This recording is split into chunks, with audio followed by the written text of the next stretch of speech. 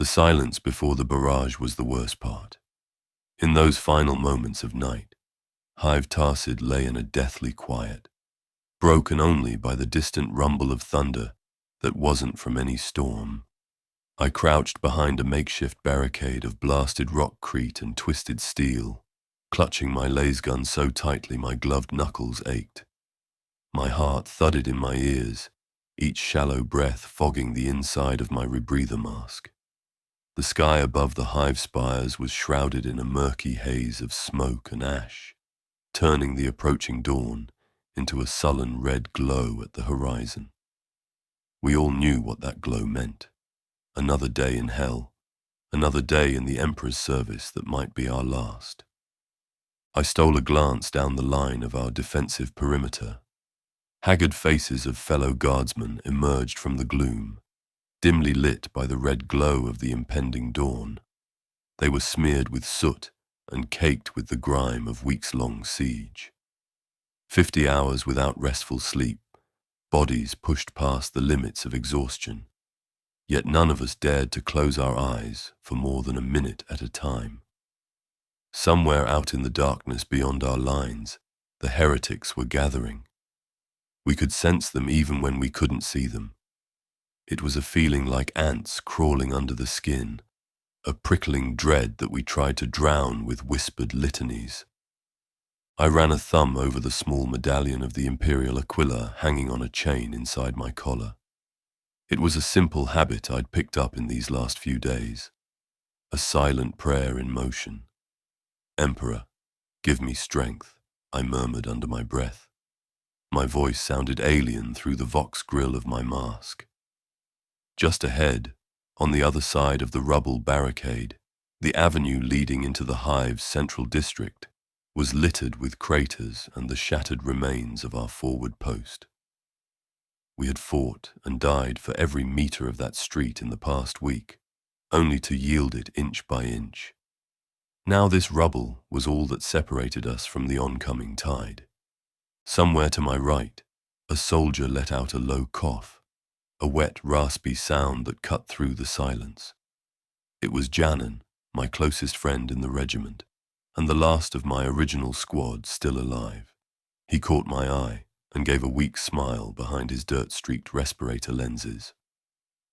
In better times, we'd joke about that cough of his, blaming the cheap LHO sticks he liked to sneak when the commissar wasn't looking. But now, it only reminded me of the sickness that had begun to spread in the ranks, a mysterious malaise that turned strong men pallid and feverish. We told ourselves it was just trench fever or exhaustion, but in our hearts we feared it was something far worse, a shadow of the plague the cultists had promised to unleash. I reached over and clasped Janan's shoulder briefly. Through the thick fabric of his filthy uniform coat, I felt how thin he'd become. "Still with me?" I asked, keeping my voice low. He nodded, a slight motion in the gloom. "To the end, Korvis," he answered softly. My name on his lips carried a weight of years. We'd been inducted into the Astra Militarum together on our homeworld, and shipped out to fight for a cause far larger than either of us. Now, on Cineros Prime, in this forsaken hive city, it looked like we might die together too. A faint chime crackled in my earbed, the Vox network picking up a signal at last. Every helmet in our platoon had been tuned to the command frequency for hours, waiting for orders. "Stand by. Enemy movement detected," came the hushed voice of our platoon commander, Lieutenant Hale. Even through the static, I could hear the strain in her tone, the mix of fatigue and steely resolve. "Artillery incoming. Take cover. Emperor, protect." I pressed myself tighter against the barricade and ducked my head. Moments later, the first whistling scream of incoming shells cut through the air. The bombardment had begun. The first shells hit with an ear-splitting crump, erupting in gouts of flame and shrapnel that turned the street ahead into an instant charnel house. The barricade shuddered under the impact, loose debris, raining down on our helmets. I curled into the smallest ball I could, arms over my head, as explosion after explosion pounded our position. The world became a strobing nightmare of red light and concussive force. My teeth rattled, my vision blurred. All I could hear was the thunder of impacts and the ringing in my ears. A shower of pulverized concrete dust billowed over us, coating everything in a grey film. Someone a few paces down the line screamed. A brief, high sound cut brutally short by another detonation. I did not look to see who it was. I kept my eyes squeezed shut, mouth open to equalize pressure as I'd been trained, heart hammering out a frantic prayer with every beat. Emperor, preserve us! Emperor, preserve us! The litany looped in my head as the barrage went on and on. Each second stretched into eternity. A man can grow accustomed to many horrors in war, but the waiting under artillery fire is something no amount of drilling can ever truly prepare you for. You simply endure, or you break. After what felt like an eternity, the shelling moved further inward past our position, likely targeting the Hive City blocks behind us. Through the ringing in my ears, new sounds began to register. The blaring alarm klaxons from deeper in the hive, the crackle of flame from burning habs, and beneath it all, a growing murmur of voices. I lifted my head and peered over a gap in the barricade. The distant murmur swelled to a cacophony of howls, chants, and mad laughter. Shadows flickered among the smoke and ruined hab shells down the avenue. They were coming. I tasted metal on my tongue, perhaps blood from biting down, or simply the tang of cordite in the air, as I steadied my grip on the laser gun and sighted downrange. My hands trembled, but months of drills kicked in. Power cell charged, lever primed to full auto, safety off. Around me, the survivors of the bombardment were rallying. I saw Lieutenant Hale further back, standing exposed atop a fallen statue, shouting orders and pointing her chainsaw toward the onrushing foe. To my left, an autocannon team hastily remanned their heavy weapon, swinging its barrel toward the street. We had practiced this response countless times during the siege. Weather the shelling, then repel the assault that always followed. This was the moment of decision. "For the Emperor! Hold the line!" Hale's voice cut through the din. From somewhere further behind, I heard the harsher shout of our company commissar bellowing, "Stand firm, you dogs, or I'll shoot you myself." Fight, in the Emperor's name. The heretics finally emerged from the smoke in front of us, and the nightmarish visages I saw made my blood run cold.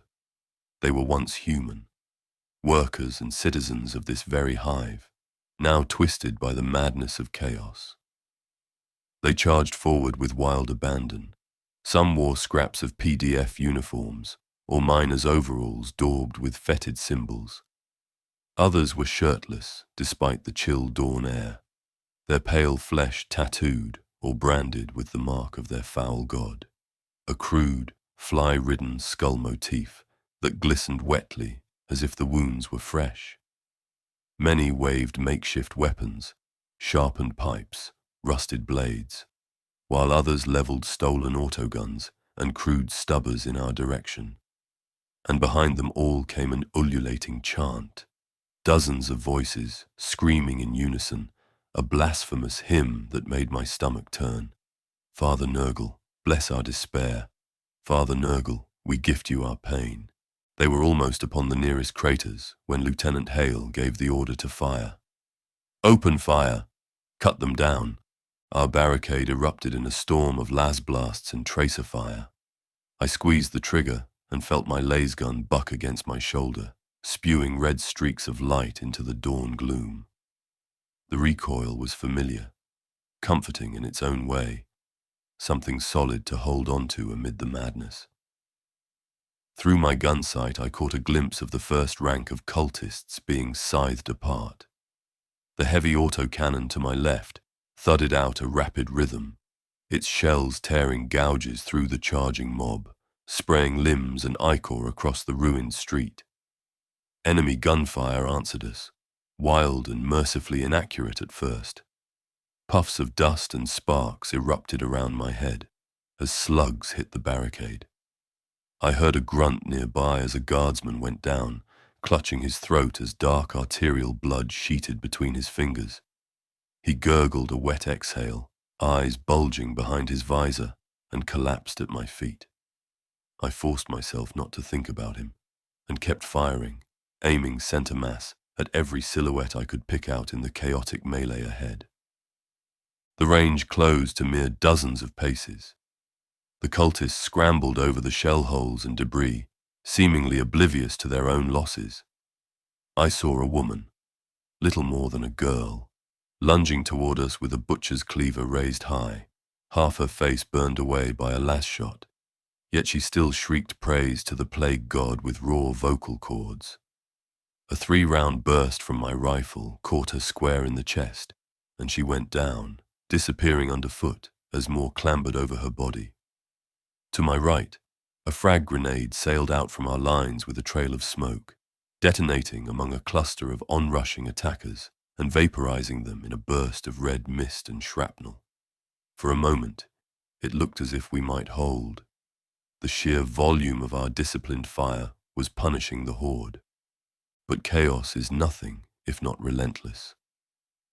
Through the smoke and carnage, something huge lumbered forward, bellowing in a deep, phlegm-choked voice. My stomach twisted at the sight.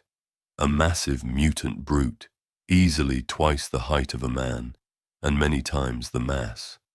Its muscle and fat layered with boils and dripping sores.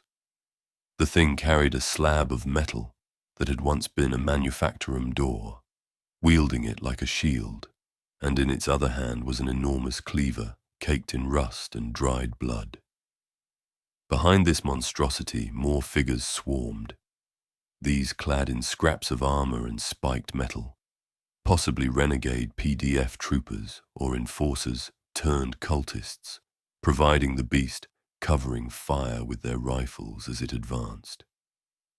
Our lasshots pattered off the mutant's improvised shield, or burned smoking craters into its blighted flesh, but nothing seemed to slow its advance. With a heave of its mighty arm, the beast hurled a chunk of masonry directly at us. Crash! The projectile pulverized part of the barricade a few meters to my left, instantly crushing the autocannon crew who had been pinning down the flank. Splinters of rockcrete flew like shrapnel. I felt a sharp pain as a fragment sliced across my cheek, drawing blood. The collapse in our line was immediate. Seeing an opening, the horde poured through the gap with frenzied screams. "Fall back!" someone shouted. It might have been Lieutenant Hale or Sergeant Corvin, or maybe I had just been screaming it internally. In that moment, the disciplined firing line of the Astra Militarum dissolved into brutal close combat. A wave of cultists lunged over the ruined barricade, and suddenly they were among us. One of them, a reeking man whose jaw hung partially loose from his face, leapt toward me with a sickle-like blade. I barely had time to yank my bayonet from its sheath and jam it onto my rifle. His blade arced toward my neck. I blocked with the lasgun's barrel and felt the impact jar my arms. He was ferociously strong in his madness. With a snarl, he pressed in, rotten spittle flecking my visor. I smelt the stench of decay rolling off him. With a desperate grunt, I kicked at his knee, and as he stumbled, I drove my bayonet up under his ribcage. The sharpened steel plunged into soft flesh. Once, twice, I jabbed frantically until he collapsed with a wheeze. Around me, similar vicious struggles played out. The night was filled with the screams of the dying and the incoherent rage of the attackers. A cultist with a chain wrapped around his arm was wrestling with one of our troopers, beating the guard's helmet with a jagged rock. The trooper's skull gave way with a crack. A lass bolt from somewhere blew the attacker off his feet, but it was too late for the poor soldier on the ground. I saw Lieutenant Hale herself, engaged in a duel atop the rubble. her chainsword revving as she parried and slashed at two plague-maddened insurgents who sought to drag her down. Not far from her, Commissar Salki shot a fleeing guardsman in the back of the head, then turned his bolt pistol on an onrushing cultist without missing a beat, the explosive round turning the man's chest into pulp. Discipline through fear and fear through faith. That was the Commissar's way, and even now it kept some semblance of order in our shattered line. "Korvis!" Janin shouted from somewhere to my rear. I twisted to see him tugging at my sleeve. Only then did I notice that the mutant giant had reached the barricade and was in the midst of scattering a cluster of our soldiers like ragdolls. One swing of its cleaver sheared a screaming guardsman in half. Another backhand swipe of the metal door smashed Lieutenant Hale from the rubble mound, flinging her body like a broken doll. The line was lost. Janin's eyes were wide behind his goggles. He didn't need to say more. With a grunt of effort, I yanked my bayonet free from the corpse at my feet and fell back, scrambling over the debris. Around us, survivors were disengaging and retreating in ragged groups, firing as they went. The avenue that had been our last hold was now swarming with the enemy. The order finally came through the Vox, confirming what we already knew in our guts. All units, fall back to secondary defensive positions. Fall back. Chaos reigned as we fled through the ruined streets. What had been a coordinated defense only minutes before was now a desperate, every man for himself scramble over debris and bodies. Janin and I stuck close, half running, half crawling behind a knot of survivors from our platoon. Around us, the city's gutted architecture provided scant cover. Skeletal hab blocks with their walls blown open, flickering luminators casting eerie shadows through the dust-choked air. Behind, the howls of the cultists spurred us onward. They were pursuing with feral zeal, picking off stragglers who couldn't keep up. I risked a glance over my shoulder as we rounded a corner strewn with rubble. In the dim light, I saw shapes bounding forward on all fours like beasts, and others loping with twisted gaits, silhouettes of twisted limbs and rusted weapons against the flicker of distant fires. The giant mutant was among them, its massive bulk silhouetted by flames as it forced its way through a narrow alley, scraping against brickwork but never slowing. Emperor save us, I thought. That thing will butcher us all if we don't get some distance. "Keep moving." "Go, go!" Sergeant Corvin barked, waving us forward with his pistol as we poured into a wider avenue flanked by shattered storefronts. This avenue led deeper into the city's civic sector, toward our secondary defensive line at the Administratum Square. Perhaps there we could regroup and make a stand. We sprinted past overturned ground cars and the wreckage of a chimera transport that had taken a direct hit earlier. Its tracks were still smouldering, the air around it reeking of promethium. A few wounded guardsmen leaned against the hull, one calling weakly for a medic, but we had no time to stop. Guilt stabbed at me for leaving them, but the horde was mere seconds behind.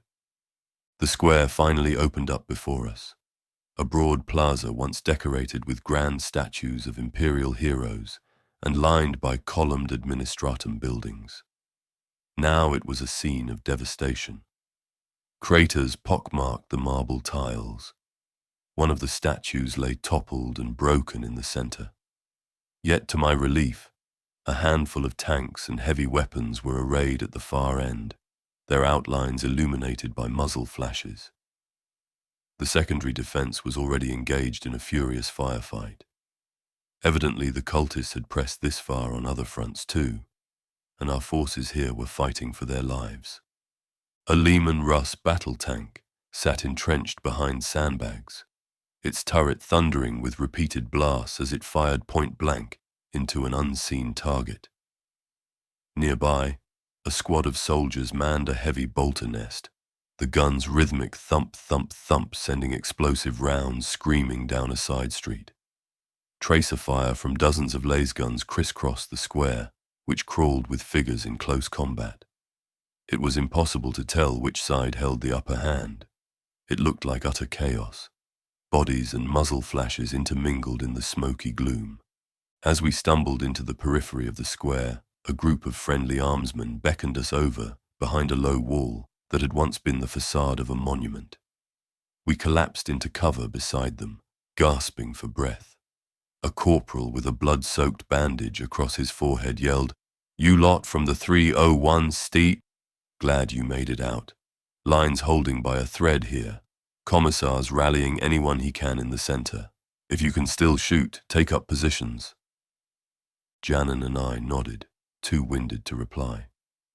We clambered up behind the wall and added our rifles to the fray, firing at shapes moving in the smoke. The enemy was pouring in from multiple approach roads around the square. I saw a knot of cultists rushing a damaged sentinel walker that had been knocked over, clambering onto its chassis to reach the guardsmen huddled behind it. My last bolt stitched across them, dropping 2 from the pack. Elsewhere, I glimpsed Commissar Sulker's black coat amid a cluster of troopers near the center statue base. He was hoisting a tattered Imperial flag with one hand, while firing his bolt pistol with the other, visibly trying to rally the men around him. Over the cacophony, I could just make out his stentorian voice. "No mercy. Stand and die like Imperial soldiers." For a fleeting moment, seeing the remnants of our forces holding here, I felt a spark of hope, or at least grim determination. We had a chance to contain the assault at this choke point.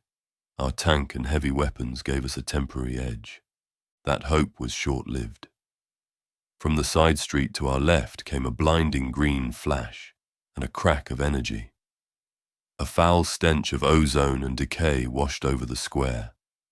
Through watering eyes, I saw the Lehman Russ's turret sag, melting as if made of wax. Witchfire. A chorus of ecstatic wails rose from the cultists as a trio of robed figures strode onto the plaza, their outstretched hands glowing with sickly green warp light. Psychers, warp-tainted filth channeling the plague god's favor. One of them flung a bolt of crackling energy toward the heavy bolter nest.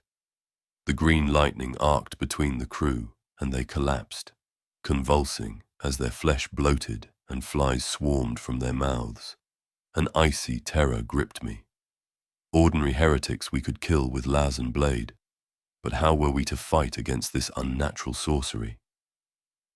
The answer came a heartbeat later in the form of high-velocity retaliatory fire. The commissar had seen the threat.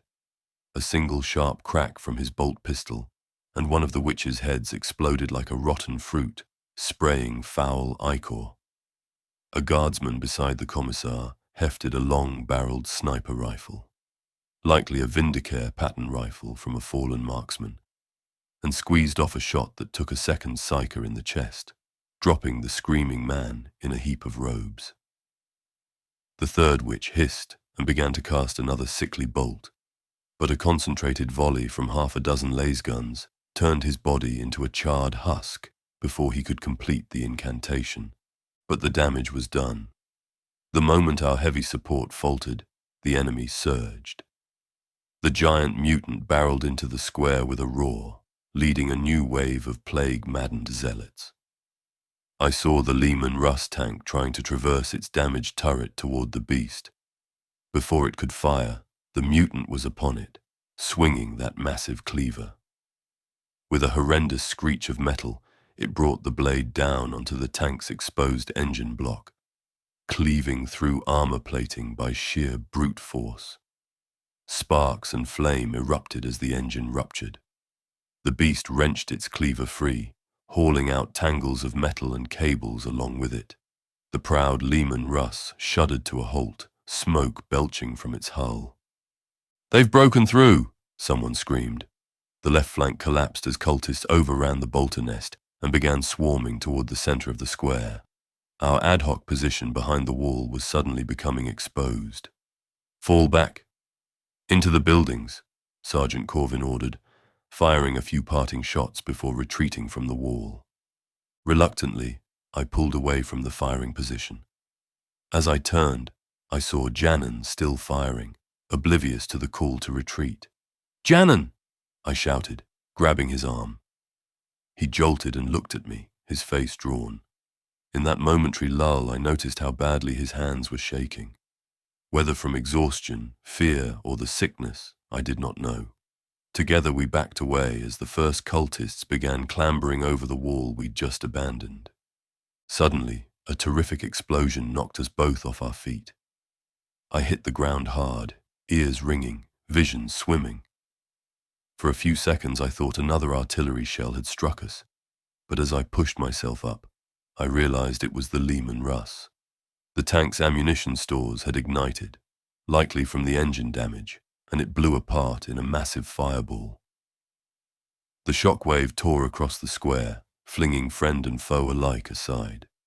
I felt a searing heat on my back as I sprawled on the ground.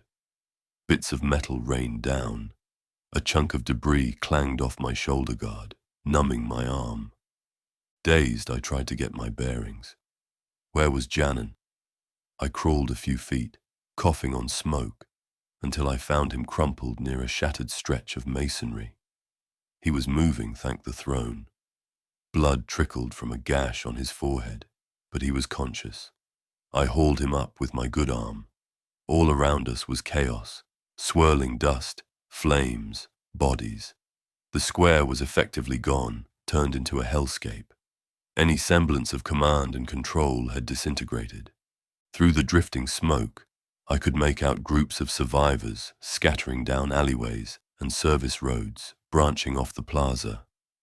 I also saw, with despair, the hulking silhouette of the plague mutant, still standing amidst the carnage, seemingly unfazed by the explosion, rallying the remaining cultists with a guttural roar. "We have to move now," I hissed, slinging Janan's arm over my shoulder. He nodded weakly, eyes unfocused, but legs moving by reflex. Stumbling and limping, we headed toward one of the side streets that looked less choked with enemies, a narrow maintenance alley between two administratum buildings. A few other guardsmen were ahead of us in the alley, dragging a wounded comrade.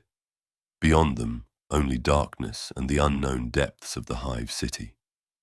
Behind, I heard a final, defiant peal of a bolt pistol, likely Commissar Sulke making his last stand at the square's center. His voice echoed one last time, hoarse but unyielding. "For the Emperor!" Then there was a chorus of enraged screams and a wet, tearing sound that mercifully was swallowed by the roar of flames. Janan squeezed my shoulder as we plunged into the alley's gloom, leaving the square and the dead, friend and foe, behind us. My chest heaved with each breath of hot, polluted air. My eyes burned with sweat and soot. Fear and grief threatened to overtake me, but I pushed them down. We were still alive for now, and as long as we lived, we had a duty to fight on, or at least to survive and warn others. We disappeared into the warren of darkened ruins, the sounds of the slaughter in the square fading behind us. In the tight confines of the alley, the darkness embraced us like a shroud. Ahead lay only uncertainty, and the faint hope that somewhere in this collapsing city there might yet be safety or reinforcement. In the grim darkness consuming Hive of Tarsid, that faint hope was all we had. The narrow alley disgorged us into a maze of back streets and rubble-strewn courtyards. Here, the grand avenues of the Hive gave way to claustrophobic passages between hab blocks and storage warehouses. The only light came from fitful fires and the sullen glow of the cloud-choked sky above. We moved in near silence, weapons at the ready, our boots crunching broken glass and masonry with every cautious step. Sergeant Corvin had taken point, his last pistol now traded for a fallen soldier's shotgun, better for close quarters. I followed a few paces behind him, supporting Janan. Two more guardsmen trailed us. Trooper Wren, a young man with a crude bandage over a wound on his arm, and Corporal Daniel, who was limping badly from a shrapnel injury. Between us, we had precious little ammunition, and only the vaguest sense of direction. The microbead in my ear was a constant hiss of static now, either damaged or jammed by the same warp sorcery that had plagued the battle. We paused in the shadow of a collapsed hab building, pressing against what remained of its wall as we scanned intersecting corridors ahead. Distant gunshots and screams echoed through the Hive's canyons, but nearby it was eerily quiet. Only the dripping of broken pipes and the crackle of small fires disturbed the hush. My heart pounded in my chest, and I struggled to control my ragged breathing.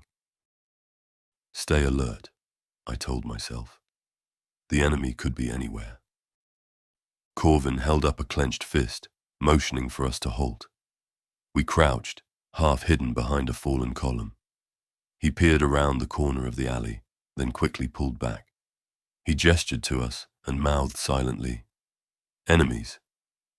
Slowly I dared a peek. Across a debris-littered courtyard, illuminated by a flickering oil lamp, a cluster of figures moved.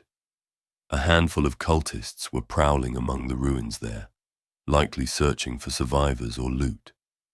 I counted at least 5, but there could be more in the shadows. They were dragging bodies into a pile. I could hear the wet scrape of flesh on rockcrete. One of them giggled to himself, a high-pitched, unhinged sound, as if sharing a private joke with the corpse he pulled. Another was chanting under his breath, words I couldn't make out, but which made my skin crawl with their cadence. In the center of the courtyard stood the remains of a shrine, a small street-side alcove that once held a statue of the Emperor. The statue had been toppled and shattered, the icon now replaced with a makeshift effigy of decay. A heap of bones and scraps lashed together in a crude parody of a human form, crowned with a rusted halo.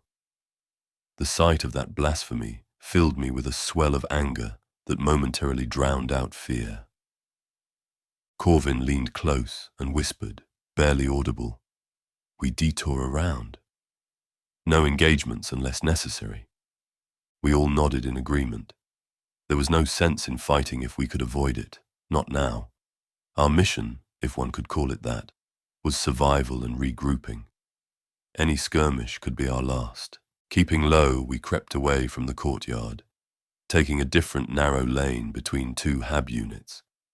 It was almost completely dark in this alley, the walls looming over us like jagged teeth.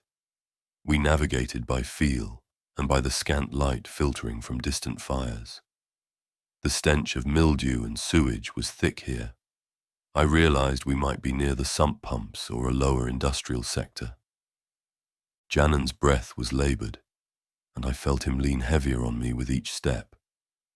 The head wound and his earlier weakness were taking a toll. "Just a little further," I whispered to him, though I had no idea where further was. He gave a weak grunt of acknowledgement. After several more minutes of cautious progress, our little group emerged into what looked like an old loading bay behind a manufactorum. The large shutters were bent and partially open, revealing a cavernous interior beyond. It was dark inside, but seemed deserted. Sergeant Corvin decided it was worth the risk to shelter there, at least for a short time. We slipped under the twisted metal door one by one, entering the warehouse. Inside, the smell of dust and machine oil hung in the cold air. Our footsteps echoed on the metal floor. Shapes of dormant manufacturing equipment and storage crates loomed around us. In the faint light from a high broken window, I could make out conveyor belts and stamping presses, silent now, and likely long abandoned even before the battle reached here. "All clear," Corvin whispered after a quick sweep behind some crates. We congregated in a small recess between a stack of rusted barrels and a concrete support pillar. It felt good to be under a roof again, however ruined. The walls gave an illusion of safety. Only when I finally eased Janan down to sit against the pillar did I see how badly he was faring. The gash on his forehead was still bleeding sluggishly, and his skin was ashen beneath the grime. His breathing had a wet rattle to it that I didn't like. Corporal Donnell sank to the floor with a groan, clutching his wounded leg. Rane slumped against the barrels, eyes darting nervously in the gloom. For a moment, none of us spoke. We just listened to our own breathing and the distant booms outside. My muscles ached from exertion, and every bruise and cut made itself known now that adrenaline was ebbing. In the semi-darkness, Sergeant Corvin's face was set in a scowl, perhaps thinking of our next move. After a minute, he quietly addressed us. "We'll rest here for a few minutes, no more. The cultists are everywhere, but maybe we can slip through if we stay quiet and avoid their bonfires." He glanced at each of us, his eyes lingering on Janan and Donnell. "If you can't keep up, you'll have to find a place to hide, and we'll come back for you later." We all knew that was a lie. There would likely be no coming back. But none of us argued. We just nodded grimly. I fished in my pouch and pulled out one of my last canteens of water. Unscrewing it, I passed it to Janan first. "Drink," I urged softly.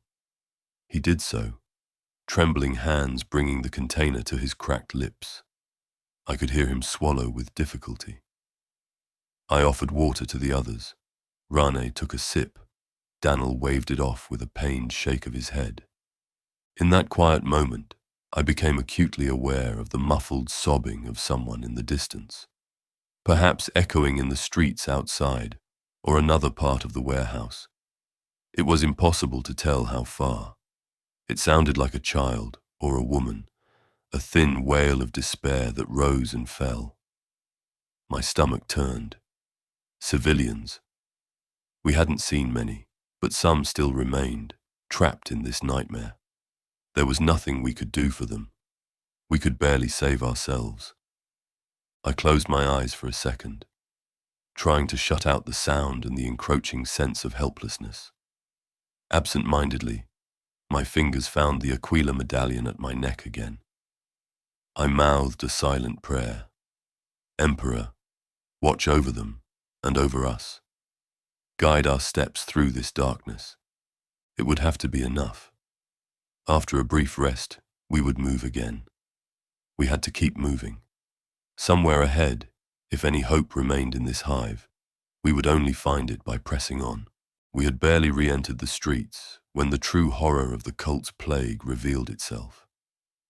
After a short rest, Corvin urged us onward, choosing a route through a maintenance tunnel that connected the warehouse district to a mid-hive transit station. The tunnel was a cramped passageway, its lumen strips flickering weakly.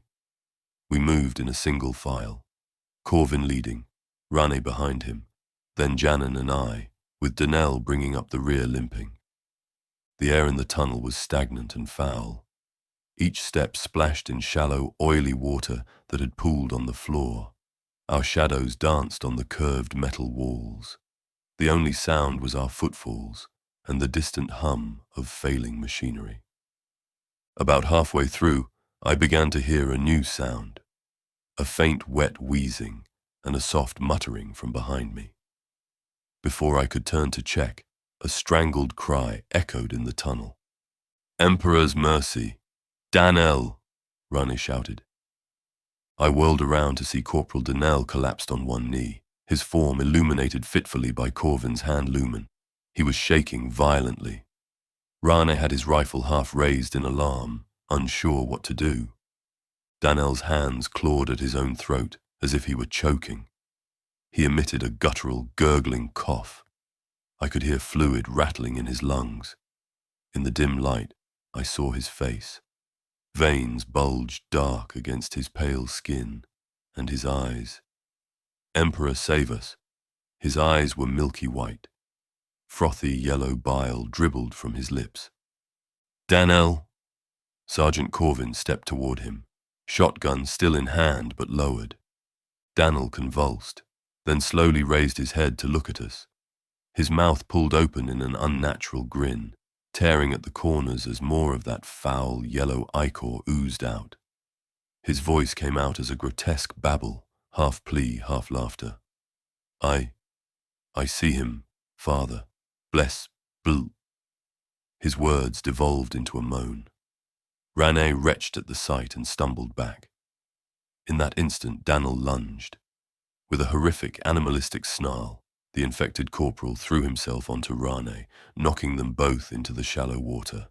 Rane screamed as Dan'l, or the thing that had been Dan'l, sank blackened teeth into his shoulder. It happened so fast. Corvin shouted a curse and rushed forward, trying to yank Dan'l off. I grabbed Janan, pulling him back protectively, as the tunnel erupted into chaos. Rane was shrieking, struggling under Dan'l's surprisingly ferocious strength. Blood burst from the bite wound in his shoulder, mixing with the filthy water. Dan'l gave another wet snarl and bit down again, this time at Rane's neck. A sickening crunch silenced the trooper's screams. "Throne, damn it!" Corvin roared and pressed his shotgun to Dan'l's back. The boom of the weapon was deafening in the tunnel. At point-blank range, the blast all but obliterated Dan'l's torso, spraying bone and gore across the tunnel walls. The former corporal collapsed atop Rane's now limp form, twitching as whatever unholy animation had driven him finally ceased. For a moment, the rest of us stood in stunned silence, ears ringing. The stench of cordite and corruption clung to the air. Corvin wrenched Dan'l's body off Rane. It was too late for Trooper Rane. His throat was torn open, and he stared sightlessly at the ceiling, with an expression of terror frozen on his face. Janan was murmuring a prayer under his breath, eyes screwed shut. I realized I had my lasgun trained on the carnage, without recalling when I'd raised it. Corvin looked down at what remained of Dan'l and Rane, his face a mask of dread. "The plague. It's not just sickness," he said hoarsely. "It turns them. Emperor have mercy. It turns them into those things." I swallowed hard, bile burning at my throat. I'd heard of Nurgle's infections that reanimated the dead, plague zombies, but to witness it in a comrade was a nightmare made real. "We can't stay here," I managed to croak. The shotgun blast would surely draw attention, and the longer we lingered, the more likely more of the fallen would claw their way back up. Corvin nodded, jaw clenched. He stepped over the bodies, pausing only to gently close Rane's eyes. "The Emperor protects," he whispered, almost reflexively, though his tone was hollow.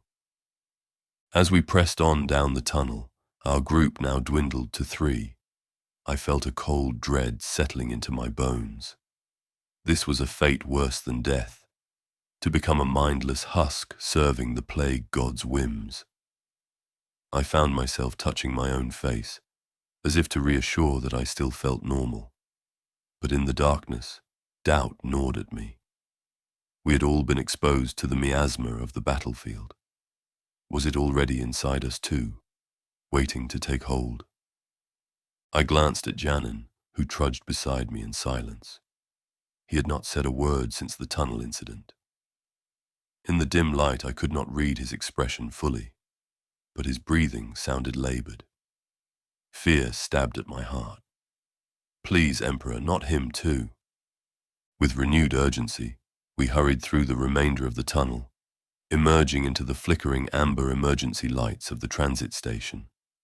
Our path ahead was uncertain, but one thing was horribly clear. We were not just fleeing cultists now. We were running from the creeping death that hung in the air, the unseen rot that could snuff out our humanity from within. The realization weighed heavily on every step we took through the darkness. Navigating the transit station's periphery, we kept to the shadows of abandoned kiosks and overturned mag trains.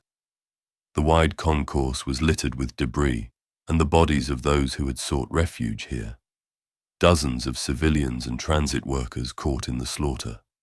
Signs of battle were everywhere: spent shell casings, scorched plasma burns on the tiled floor, and the remnants of a makeshift barricade near the far exit. But now the station lay silent, except for the distant thump of explosions elsewhere in the hive. Korvis signaled us to slip into a maintenance alcove behind a fallen servitor terminal. As we crouched, there I noticed Janan lagging, one hand braced against a pillar for support. Sweat beaded on his brow despite the chill, and his breathing had grown more ragged. A spike of worry lanced through me. "Janan, how are you holding up?" I whispered, gently touching his arm. He didn't meet my eyes. "I'm fine," he lied, voice barely audible. In the dim light I could see the tremor in his limbs. Sergeant Korvis glanced between us, his expression grim. There was no time to rest. We had to keep moving. Yet a part of me knew we couldn't outrun what was happening inside my friend. We pressed on, descending a short flight of steps towards an arched exit that led to one of the upper Hive arterial roads. At the base of the steps, we paused once more. Janan swayed on his feet. Suddenly he lurched forward, collapsing to his knees. His lasgun clattered to the floor. "Janan!" I hissed, kneeling beside him. Korvis spun around, bringing up his shotgun in reflex until he realized what was happening. Janan was hunched over, coughing violently. Each cough brought up a splatter of thick phlegm onto the white tiles, dark, viscous, with speckles of blood. My heart sank. This was no simple exhaustion or injury. The plague had him. He looked up at me then, and I saw tears mingling with the sweat on his face. "Korvis," he gasped out between shuddering breaths. "It's inside me. I can feel it. Thrown, it hurts." I gripped his shoulder, feeling utterly helpless. We had no medikey, no antidote, nothing. All I could offer was comfort. "Hold on, brother. The medikey, maybe someone," I stammered, knowing even as I spoke that it was futile. Korvin's voice was low and pained. "He's burning up. Emperor, have mercy." The sergeant knelt on Janan's other side. There was a pistol in his hand. I hadn't even seen him draw it. Janan nodded weakly, surprisingly calm now. You have to do it, before I turn into one of those things." He clenched his eyes shut, and a tear tracked down his grime-caked cheek. "I won't. Let me die as myself. Not as a monster." My throat tightened. "Don't say that. You might fight it. Maybe." He cut me off with a trembling hand on my wrist. "Korvis, we both know what this is." His voice was steady, resigned. "We knew the risks, back when we volunteered for the Guard. Only in death does duty end.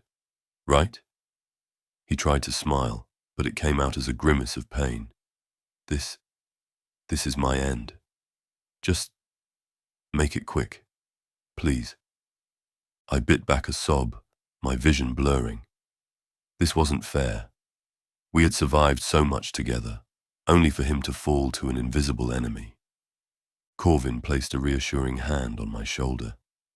In his eyes, I saw the weight of command, the duty to do what had to be done, no matter how cruel. He offered me his bolt pistol, handle first.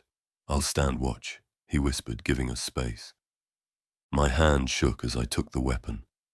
Janan shifted, leaning back against the wall. He was trying to sit upright, to face me. The faintest hint of a smile ghosted his lips. "Remember when we were kids on Veteran Prime? You always were a terrible shot with a pistol," he rasped, an attempt at humor. A tear escaped my eye at the shared memory. "Yeah, could never hit the tin cans you set up." "It's okay," he breathed. "You won't miss this time." I raised the bolt pistol, aiming at his temple. My hand quivered, and I willed it steady. "Emperor, give me strength."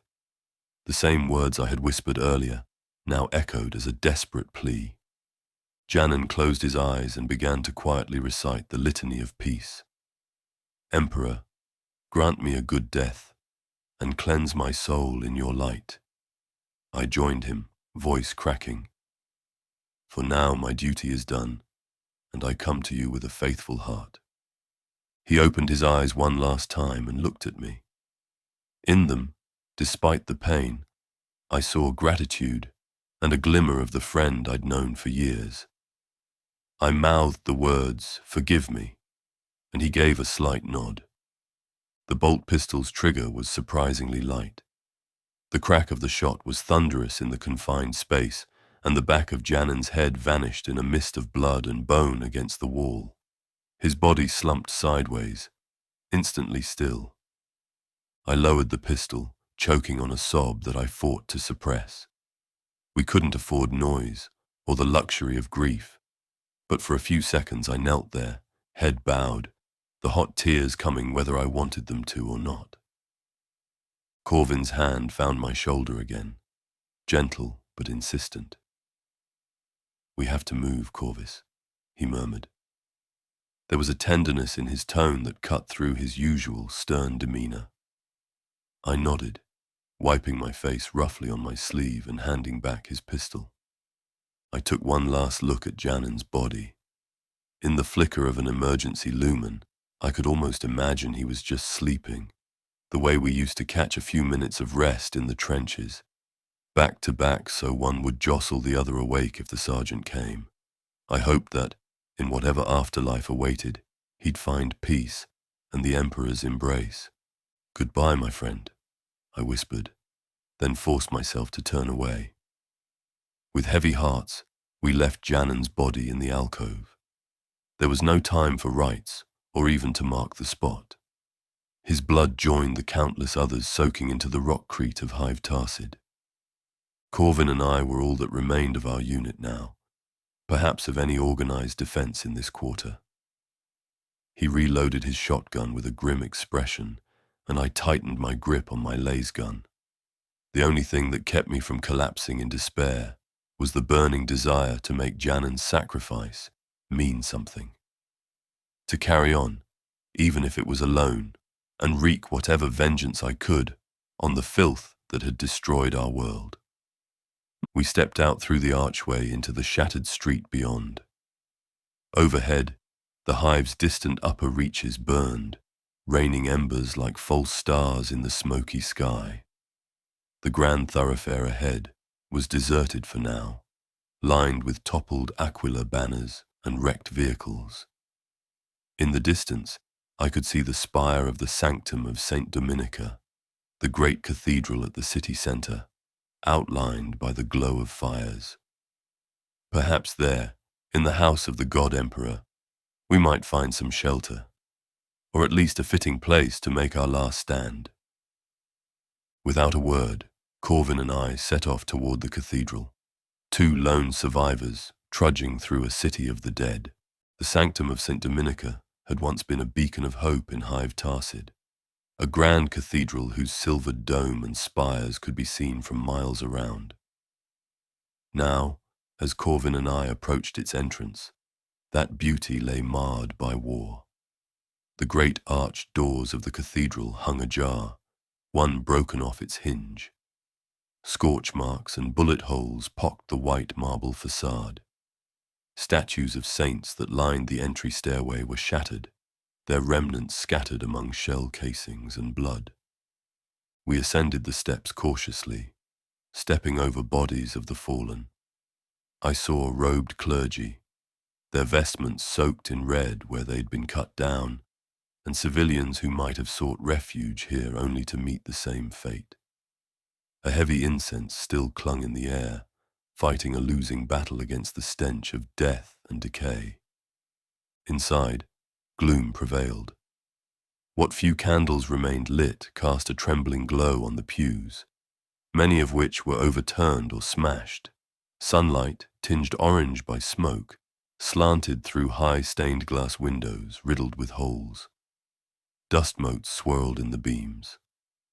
There was a deep, oppressive silence, broken only by the distant crump of explosions outside, and the faint drip of blood from the altar steps. We moved down the central aisle, weapons raised. Our footsteps echoed in the vast space. Tattered banners bearing the Imperial Aquila hung limply from the vaulted ceiling. In the flicker of broken candles, I caught sight of scenes of carnage. Dozens of people, men, women, even children, lay dead between the pews, many showing signs of grotesque corruption. Some had pustules and bloated limbs, others looked half-melted by foul magic. My stomach churned. Korvin's face was set in a mask of controlled fury. "Emperor, preserve us. They butchered them right on the sacred ground," he muttered. We edged closer to the altar. There the true extent of the blasphemy was evident. The marble altar, once pristine, was now covered in congealed blood. The great golden aquila that hung above it had been defaced, smeared with excrement, and painted over with a crudely drawn symbol of Nurgle, a fly within a circle. The surrounding dais was arranged with piles of corpses in some obscene ritual pattern, entrails splayed to form a sigil that hurt the eyes to look at. At the foot of the altar steps lay the body of a man in ornate power armor, a space marine. No, upon a second glance I saw the armor was a ceremonial suit worn by a statue of Saint Dominica, torn from its plinth and cast down. Beside that, however, was the body of a real warrior, an Adepta Sororitas battle sister in black and white armor, her hands still clutching a broken bolter. She must have made a last stand here. Korvin bent to retrieve the bolter. Its magazine was spent and the barrel dented. He set it down gently, a scowl darkening his face. "They turned this holy place into a charnel house for their filth." Anger burned through my veins, momentarily eclipsing fear. I stepped up onto the dais, among the dead, and spoke aloud into the echoing nave. "You desecrate the Emperor's house, heretics. Show yourselves, you cowards." My voice rang, the challenge born more of despairing rage than strategy. For a heartbeat, only silence answered. Then came a sound, a deep, resonant chuckle that emanated from the shadows behind the altar, wet and gurgling with malice. Korvin and I snapped our weapons toward the darkness. A figure emerged with ponderous steps. My blood ran cold. It was enormous, towering at least 3 times the height of a man.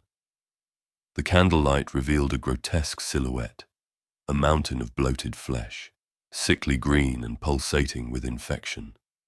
This was no mere mutant. It was a Great Unclean One, a greater demon of Nurgle made manifest. Its toad-like head lolled forward, a half-sloved face grinning with broken, mossy teeth. One horn jutted from its skull, and one of its eyes dangled loosely on cheek. Its swollen belly was rent open, spilling ropes of its own putrid intestines that dragged on the floor. Flies buzzed around it in a living cloud, and every step left a vile footprint of ooze that smoked on the sacred tiles. I felt my knees threaten to buckle at the sheer presence of the thing. An overpowering wave of nausea and dread rolled over me, the air itself thickening with corruption. This demon was the source of the plague, the architect of our city's ruin.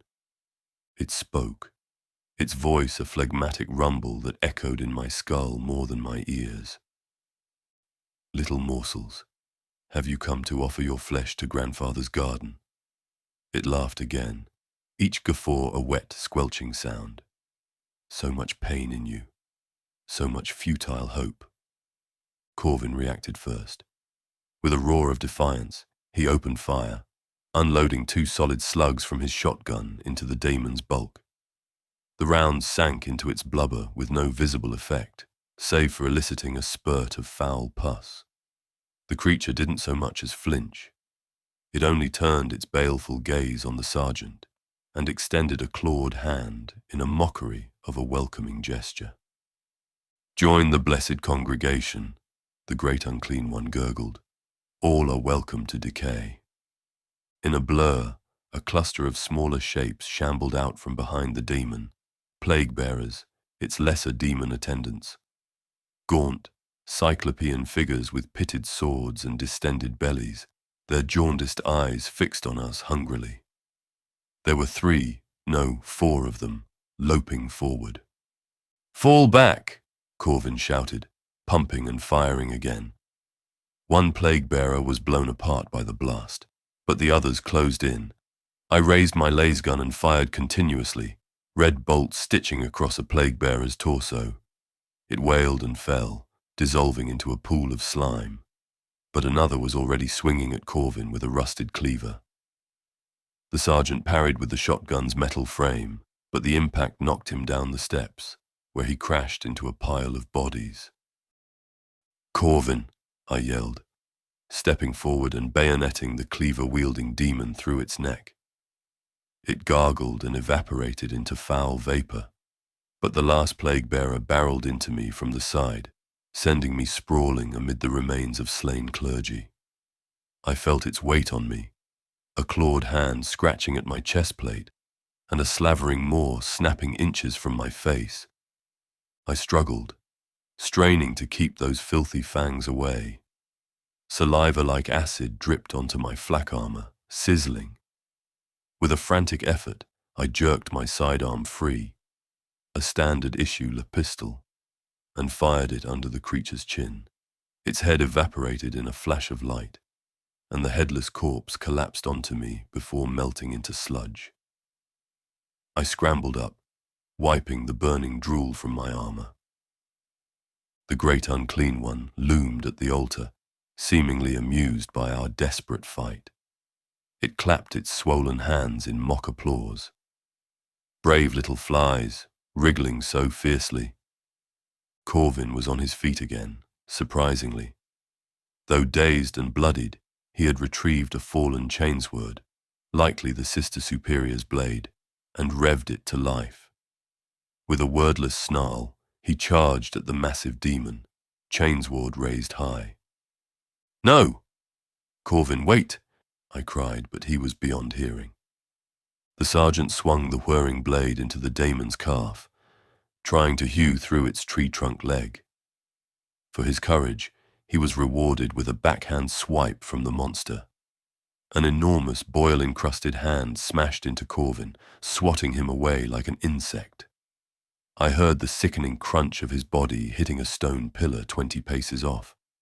He dropped to the floor in a heap and did not rise. The demon chortled, a viscous string of drool hanging from its maw. Humans are so fragile. It lumbered forward, stepping fully into the center of the cathedral aisle now. Its presence seemed to make the very building quake. Loosened masonry dust rained from the arches above. I retreated instinctively, nearly slipping on blood-slick tiles as I backed toward the open doorway. My mind raced, fear threatening to turn into panic. Korvin was down, likely dead, and my laser gun would do nothing against this behemoth. I was alone with an avatar of disease and ruin, and it was enjoying this. In that moment, something in me steeled. A calm clarity, perhaps born of hopelessness, settled over my mind. If this was to be my end, I would make it count. I thought of Janan, of all my fallen comrades, of the citizens butchered and defiled. I thought of the Emperor's teachings, that courage and sacrifice could light the darkest hour. I took a deep breath and shouted at the abomination, voice echoing defiantly, "I am a soldier of the Imperium. You will find no victory here, demon, only your banishment." It roared at that, whether in anger or mockery I couldn't tell, and began to surge toward me, each thundering footstep shaking the ground. I turned and ran, not in retreat, but toward the side of the nave. High on the wall to my right, I had spotted what I hoped was my chance, the ornately grilled Voxcaster unit of the cathedral's public address system, miraculously intact. Perhaps it could connect to the city's emergency Vox network, if any of it still functioned. Behind me, the Great Unclean One gave chase, surprisingly fast for its bulk. It smashed aside pews, its bulk scraping columns. I dodged around a fallen chandelier and skidded to a stop at the Vox unit's base. Frantically, I tore away a dangling corpse of a lay brother that slumped over it and grabbed the microphone. Static, I twisted dials, praying to the Omnissiah for once. The cathedral likely had a direct line to the planetary defense forces, or even orbital authorities for emergencies, if there was a receiver still active out there. With a burst of clarity, I heard a faint tone, an open channel. "This is Guardsman Korvis of the 301st Cineros. Priority target designation, Cathedral of St. Dominica. Fire on these coordinates. Exterminatus pattern now." I screamed into the Vox, voice cracking. The demon was almost upon me. Its bulk loomed as it raised a great rusted blade, one that had been hidden in its offhand until now. The sword glistened with venom and corruption, large enough to cleave a tank in two. I dropped the Vox and threw myself to the side as the blade came crashing down. It sheared through the Vox caster and deep into the floor, spraying stone chips. If I had stayed a moment longer. I scrambled behind a pillar as the creature wrenched its sword free of the ruined floor. Did my call get through? Would anyone hear or care? There was no time for second tries. The demon rounded on me, hatred burning in its sunken eyes. It inhaled deeply, its distended belly swelling, and then exhaled a torrent of pestilential vomit in my direction. I ducked out just as the pillar and ground where I'd stood were doused in sizzling filth. The acidic bile splashed across my left arm, and I screamed as it ate through cloth and into flesh. The pain was blinding, but I forced myself to move. I dashed toward the open doors of the cathedral. The only thought in my mind now was to be under open sky for what might come next. The Great Unclean One barreled after me, relentless. It was grinning, savoring the kill. I was astride from the threshold when its massive hand closed around my left leg. The demon yanked me upward with terrifying strength. I dangled in the air upside down, face to face with its awful visage. The stench of its breath, sweet rot and spoiled meat, made me gag. "No more running, little soldier," it gurgled. "Become one with the rot." It began to squeeze. Agony shot up my leg as bones splintered. I screamed, firing my las pistol point blank into the demon's face, again and again. It snarled, more annoyed than hurt, yellow pus weeping from a dozen small burns on its cheeks. As I fought to remain conscious through the pain, a distant whistle reached my ears. Then another, and another, growing rapidly louder. A cascade of shrieking sounds descending from the sky. The demon noticed too. It released its grip, dropping me the 10 feet to the ground.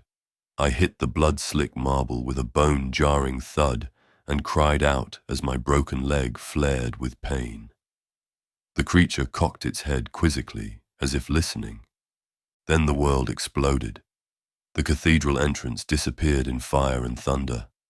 I was thrown back deeper into the nave like a rag doll, the shock wave slamming me hard against the altar steps. My vision went white and my ears deaf with the roar. A split second later, another impact, then another. Artillery shells or orbital ordnance pounding the holy site with merciless precision. I dimly perceived the Great Unclean One reeling, its own roar of fury or pain drowned by the onslaught. Great chunks of the cathedral ceiling came crashing down. A massive archway collapsed, stone and steel burying the demon's lower half. It clawed at the debris, howling. Impact after impact, each one a hammer blow from the heavens, shattered the mighty sanctum. Stained glass disintegrated, raining razor shards. Columns toppled. The very floor split and buckled. I felt a searing heat, and new flames were sweeping through what remained. Through blurred vision, I watched as one final shell punched through the dome, striking the spot where the altar had stood. In a concussive flash, the floor erupted. The ground under me gave way, and I felt myself falling, amid a cascade of rubble, into darkness below. Then everything went black. I awoke to pain and silence. For a moment I was disoriented, weightless in blackness. Then reality flooded back with the taste of blood in my mouth and the lance of agony through my leg and ribs. I was lying half buried under chunks of stone and twisted metal. Pale daylight filtered through swirling dust above, illuminating the ruin that had been the cathedral. My ears rang with a high whine, leaving the world eerily mute. I could barely move. A slab of rock pinned my shattered leg, and I felt the warmth of blood pooling beneath me. Every shallow breath was a battle. My chest might have been crushed. Each inhale stabbed like knives. Slowly, sound bled into perception. The crackle of distant fires, the crumble of unstable masonry shifting nearby. But aside from that, there was no movement, no voices. The Great Unclean One was gone. In its place lay a mound of smoking debris and viscera, already beginning to dissolve into foul sludge. The daemon had been banished back to whatever hell it came from, at least for now. Through the collapsed western wall of the cathedral, I could see the sky. Dawn had come at last, a bleak and smoky dawn.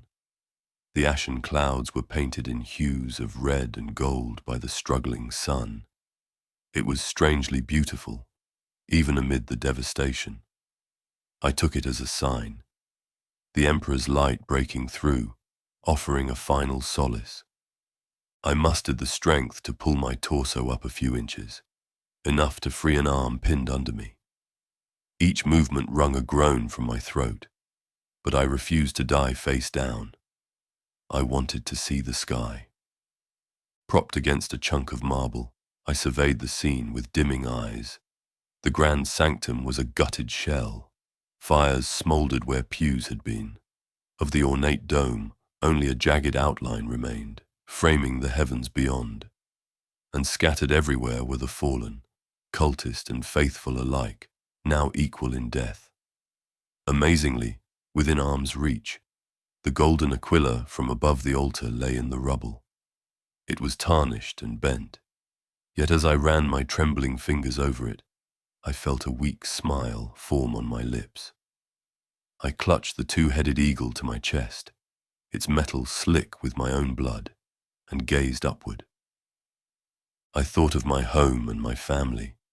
I could barely remember their faces now, but I hoped somehow they'd know I did my duty. I thought of Lieutenant Hale, Commissar Solke, Sergeant Corvin, Sister Superior, so many brave souls lost. I thought of Janan, my dearest friend, and knew that if spirits endure, he would be waiting for me on the other side, low stick in hand, and that easy grin on his face. My vision blurred as tears mingled with sweat and ash. Not tears of fear now, but of a bittersweet kind of peace. We had held nothing back. We had given our all to stem the tide of darkness.